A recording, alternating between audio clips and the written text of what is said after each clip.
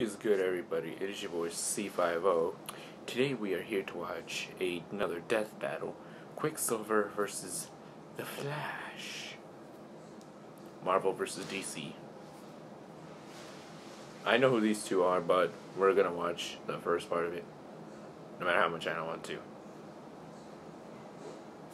So without further ado, let's just get right into it.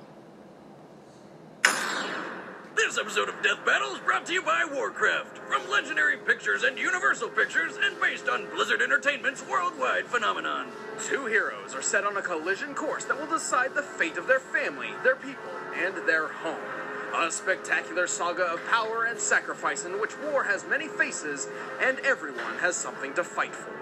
Warcraft comes to theaters June 10th. Watch the trailer at www.warcraftmovie.com. Tickets are now available on Fandango, and I better see you there. No, really, I'm so excited. It's gonna be cool.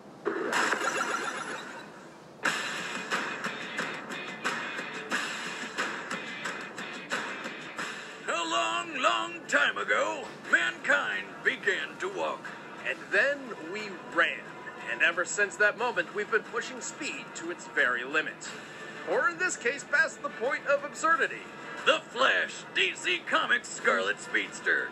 And Quicksilver, Marvel's fast-talking Avenger.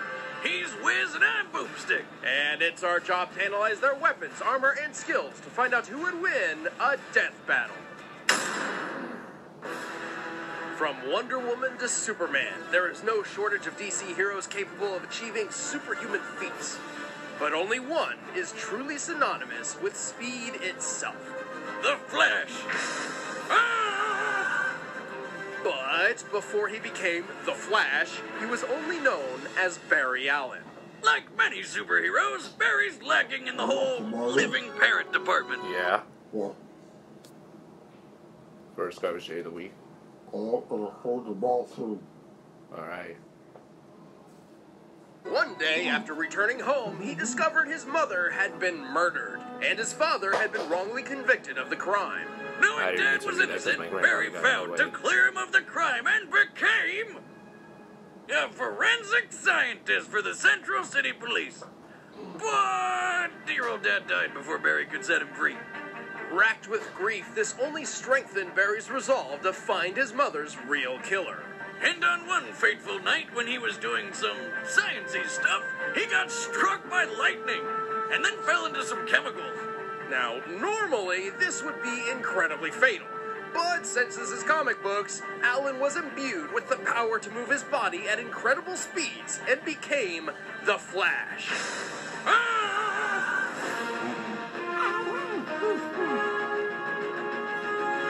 You're probably thinking, okay, cool, he's like fast enough to run across water now, but there's a whole slew of other benefits that come with his new power. Like accelerated healing, enhanced strength, the ability to absorb kinetic energy from others, a brain that works faster than a supercomputer, and the ability to throw lightning. To do any of this, Flash draws his power from the Speed Force, an extra-dimensional energy source which, when synced with the living being's bioelectric field, amplifies and distorts their perception and placement in individual time versus time outside their own field. What? In layman's terms, it's kind of like the Force in Star Wars, but instead of Jedi tapping into its power, it's comic book speedsters. I see. Think of it as its own dimension that the Flash can use as a power source and also enter on his own whim. Plus, it's pretty handy for getting the Flash out of jams when an author writes him into a corner. Sure. Also, while other speedsters like Max Mercury and Wally West use the Speed Force, Barry is actually the one who generates it. And boy, can he do some ridiculous stuff. When push comes to shove, he can easily break the speed of light, over 670 million miles per hour. He once rescued everyone from a collapsing apartment building, then used the public library to learn everything he needed to rebuild the whole place. And then he did it, all before the cops showed up. Oh, and he can run on clouds. Apparently, he does this by vibrating his feet in such a way that the ice crystals within the clouds are collected underneath him to provide footholds, which is an affront to science. Speed Force, Wiz. Anyway, his brain is fast enough to perceive events in less than an attosecond. He once called the Justice League supercomputer slow, which, by the way, process at 100,000 trillion calculations a second. The Speed Force also absorbs damage like a shield, because at this point, what can it do? Make waffles? Probably. He was once blown up by enough grenades to send him flying into a tree, breaking it in half. To snap a tree like that requires at least 70,000 pounds of force. Ouch! But he was up and running around in no time thanks to Speed Force healing. Right, like the time he got stabbed through the leg, but minutes later stood up and ran fast enough to outrace a nuclear blast and break the time barrier. Yes, I said time barrier. Did you ever hear the phrase New 52? Like where DC rebooted its whole universe and everyone's backstories? Yeah, Flash did that. All of it. Batman's dad told him to. You'd think time travel would be an awesome skill to have, but not really in Flash's case. While well-intentioned, his hot-headed time-hopping adventures usually end up making things worse. Like when he tried to save his mom's life and ended up ruining the entire universe instead. Break the sound barrier and there's a sonic boom. You broke the time barrier, Flash. Time boom. Ripples of distortion radiated out through that point of impact, shifting everything just a tiny bit, but enough. Also, it is possible for others to disrupt Flash's connection to the Speed Force, making him lose his abilities. But with fast healing, time travel, extra-dimensional power, he's done a lot for a guy who can run really fast.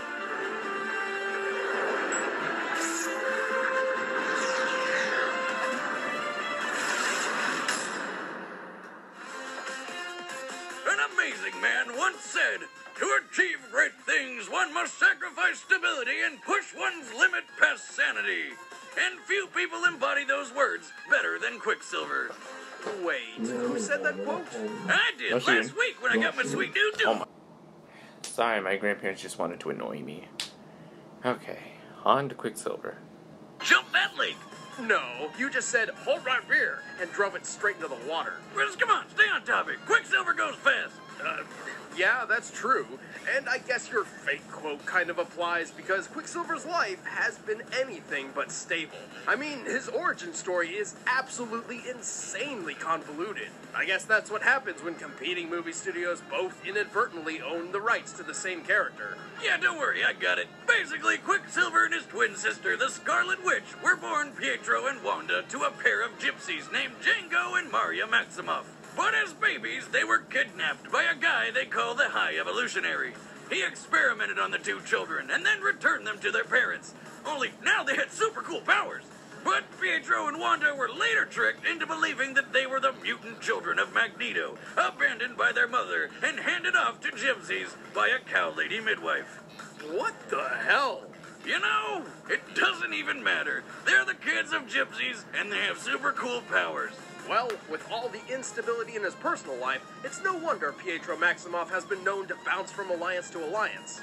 Like when Magneto saved him from an angry mob, he joined the Brotherhood of Evil Mutants, where Magneto gave him his sleek costume and his new name, Quicksilver. But when Magneto got his ass kicked, Quicksilver joined the Avengers. Because what's loyalty when you can't even keep track of who your dad is? I wish I at least knew where my dad was, though. Probably as far away as possible. Well, one benefit in all this hopping back and forth across the line in the sand is that Quicksilver's had training and experience from both sides of the spectrum, from the likes of Captain America to Mastermind. But really, when you're fast enough to disappear in the blink of an eye, who wouldn't want you on their team? After all, Quicksilver is all about speed. He can heal fast, think fast, learn fast, and of course run around really freaking fast. He can run around an opponent so fast he forms a tornado, sucking away the oxygen and suffocating them. He can easily run on water and maintain speeds of more than 700 miles per hour for extremely long periods of time. And if things are looking serious, he can crank it up even further and become fast enough to outrun a radio wave. Radio waves are a kind of electromagnetic radiation, and thus travel the same speed as light, meaning Quicksilver can run well over 670 million miles per hour. Much like Wiz seeing himself in the mirror every morning, Quicksilver has survived some pretty terrifying things. Yeah, hey, He has taken a hit from some of Marvel's strongest heroes, including Hercules, the god of strength himself. He doesn't even flinch at the destructive shockwaves made by his own speed. And one time, he ran up a mountain so fast, he accidentally launched himself into an airplane and fell 39,000 feet down into the ocean and survived. Man, that's crazy to think about. Speaking of thinking, his brain can process and retain information so quickly that he memorized Beethoven's Moonlight Sonata by ear and could play it himself in just about a minute. A feat which takes an average person years to perfect. Despite having a taste for calming and refined music, he's incredibly impatient and has been known to lash out in anger and annoyance. Why does that sound familiar? You shut your mouth before I shut it for you! I rest my case.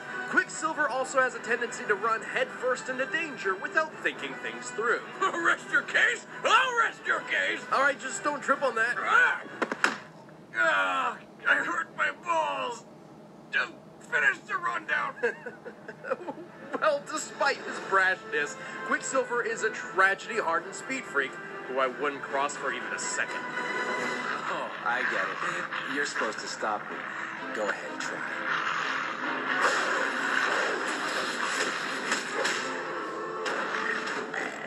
Next time, try a little harder. All right, the combatants are set. Let's end this debate once and for all. It's time for a death battle! Okay, so I'm not much of a DC fan, but I'm gonna say The Flash.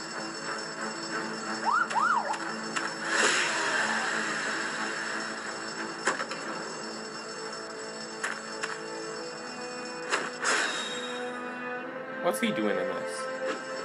Please stay calm, miss. I'm coming up there.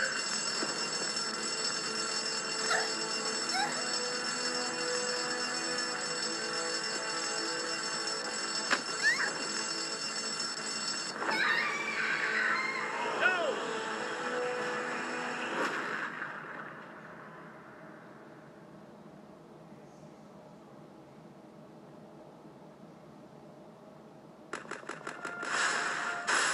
I got her. Wait, who the hell are you? You trying to steal my spotlight? Seriously? You've been living under a rock? I'm the Flash, all-star hero, fastest man alive. Fastest? Bullshit, that's me. Let's race to Japan. Well, what the heck? I got time. Okay, on the count of 3. 3.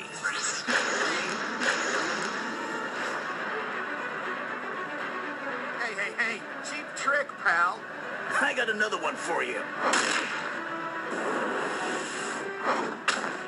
So that's how we're gonna do this, huh?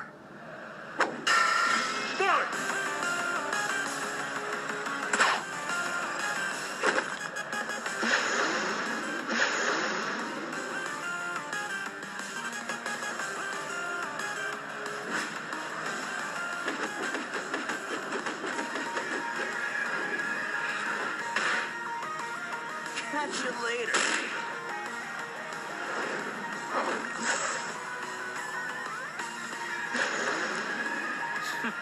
What a loser. Hey, man! Did you miss me?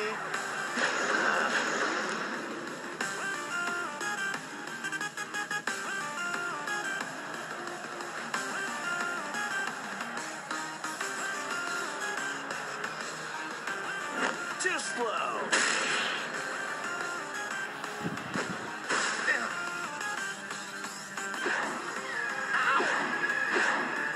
Uh-oh.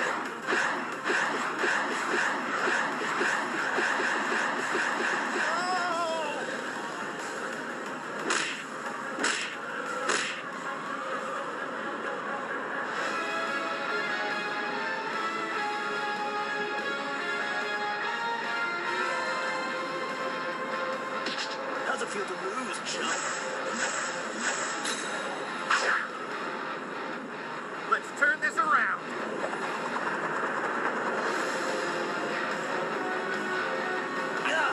What?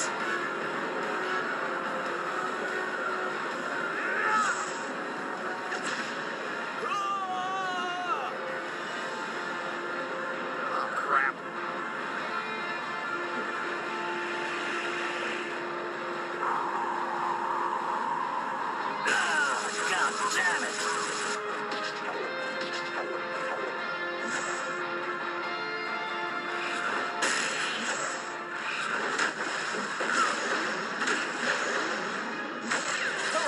Flash, so you're fast.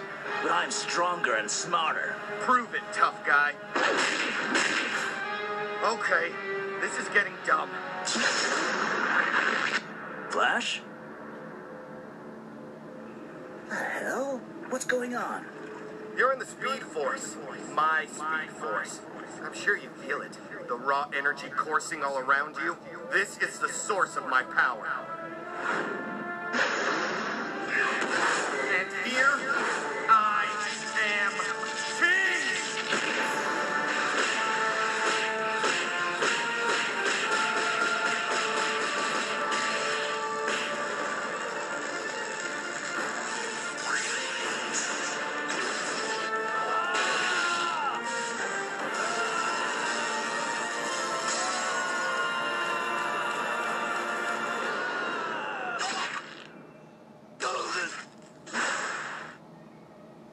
Ew.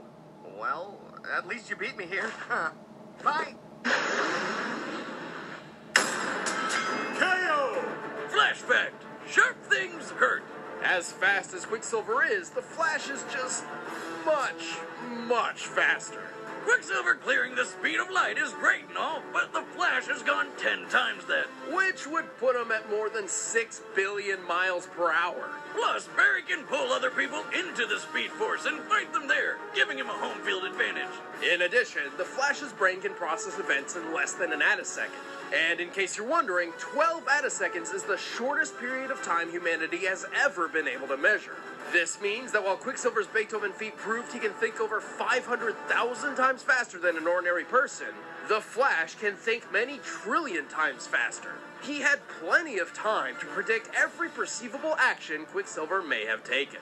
Quicksilver had the upper hand in formal combat training, but when you're fighting someone who can move, think, and act way faster than you, there's not really much you can do. You could say this battle was over in a flash. The winner is the Flash. Next time on Death Battle.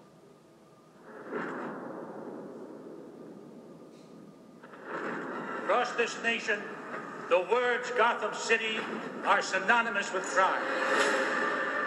Wait till they get a load of me.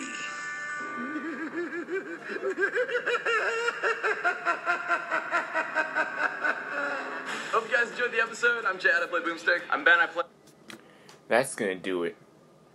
Usually I'm a Marvel fan, but I have the slightest feeling they always go with DC. They literally always go with DC. That's why I went with The Flash. Besides, once they put it together like that, it made sense who was gonna win. So that's it for today. Till then, see ya.